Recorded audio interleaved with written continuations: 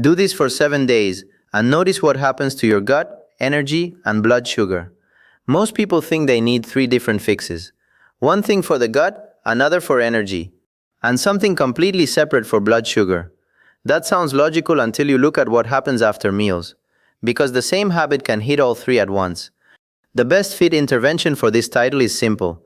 Take a 10-minute brisk walk after each meal for 7 days.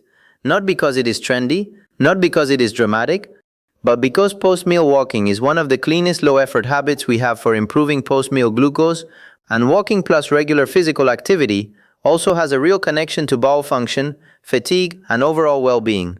Studies show that exercise performed soon after eating reduces postprandial glucose, and even 10 minutes of moderate walking after meals can lower dinner glucose compared with doing nothing. Systematic reviews also link regular physical activity with lower constipation risk and improvements in fatigue and vitality. And before you hear walking and move on because it sounds too basic, stay with me, because basic is exactly why this works. The body does not care whether the intervention looks impressive. It cares whether it changes physiology. And a short walk right after a meal changes physiology in a way most people never think about. Muscle contractions help clear glucose from the bloodstream. Recent research shows walking can stimulate gut motility, and exercise more broadly is associated with better energy and less fatigue over time. Here is the practical takeaway up front. For the next 7 days, eat normally, but after breakfast, lunch, and dinner, walk briskly for about 10 minutes. Not a slow shuffle around the kitchen, not a punishing workout, just a real walk, started soon after the meal. The evidence on post-meal exercise suggests the sooner it is done after eating, the stronger the acute glucose benefit tends to be, and delaying too long can weaken that effect. I am going to walk you through 3 things. First, what may happen to your blood sugar in just a few days. Second, why your gut may start behaving differently. And third, why your energy may feel steadier even though you are technically doing more. Let's start with blood sugar, because this is where the data is strongest.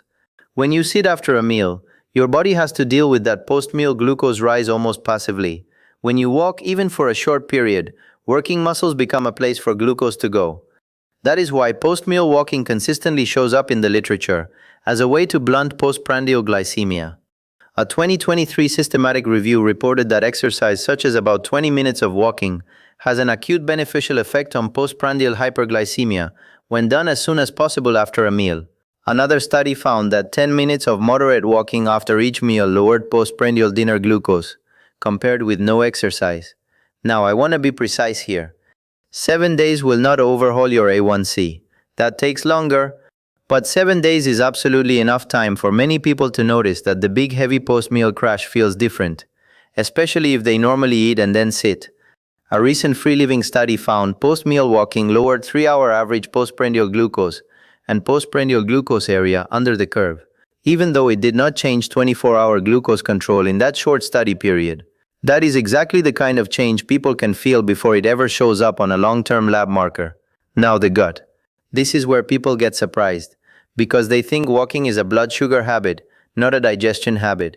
But the gut is a moving tube, and movement matters. A recent study found that 20 minutes of walking increased bowel sound indices used as indirect markers of gut motility within minutes. A broader systematic review also found that moderate to high physical activity was associated with a lower risk of constipation, and major clinical sources like Mayo Clinic and NHS include diet and exercise among the basic lifestyle approaches for constipation. That means if your gut problem is really a sluggish gut problem, heaviness after meals, slow bowel rhythm, mild constipation, feeling like food just sits there, walking after meals may start helping for a very simple reason. You are giving the digestive system a mechanical and autonomic nudge at the exact time the meal has already activated it. It is not magic, it is timing. And this is why the 7-day frame matters. A week is short enough that almost anyone can test it. But it is also long enough to notice patterns. Less post-meal heaviness, less evening bloat, more regular morning bowel movements.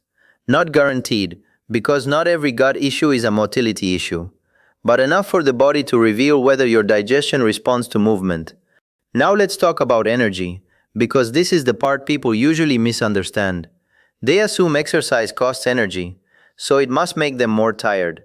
In the short term, yes, movement uses energy, but in the broader literature, regular physical activity tends to improve fatigue and vitality rather than worsen them. A recent systematic review and meta-analysis specifically examined exercise training and found beneficial effects on energy and fatigue states.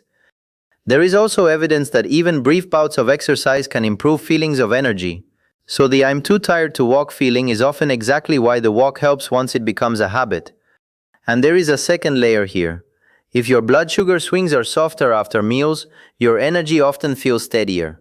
That is partly why low glycemic breakfast research keeps attracting attention. Breakfast glycemic load can influence cognitive performance later in the morning, and high glycemic meals are more likely to create that spike and drop pattern people describe as a crash. Post-meal walking does not just burn calories. It changes the shape of the post-meal response. So what might you notice by day 7? You may notice that meals feel less sedating. You may notice that your stomach feels less stuck. You may notice that the afternoon feels flatter and steadier instead of sharp and crashy. And if you wear a CGM or check your glucose, you may notice smaller post-meal peaks. Those are reasonable expectations.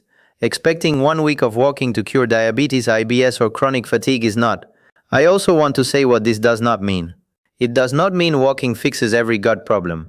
Constipation can also involve pelvic floor dysfunction, medications, neurologic disease, or other GI disorders.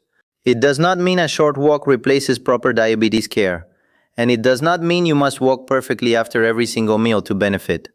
The point is not perfection. The point is repetition. So if I were turning this into the simplest possible 7-day experiment, it would be this. For 1 week, after every meal, set a timer for 10 minutes and walk briskly. Do not change 10 other things at once. Just test this one lever. Because if one habit can help flatten post-meal glucose, stimulate gut motility, and improve how your energy feels across the day, it is worth testing before you go hunting for another supplement. And that is the part most people miss. They keep looking for a complicated answer to a 3-part problem, when sometimes the smartest move is one simple behavior, repeated at the right time, long enough for the body to answer back.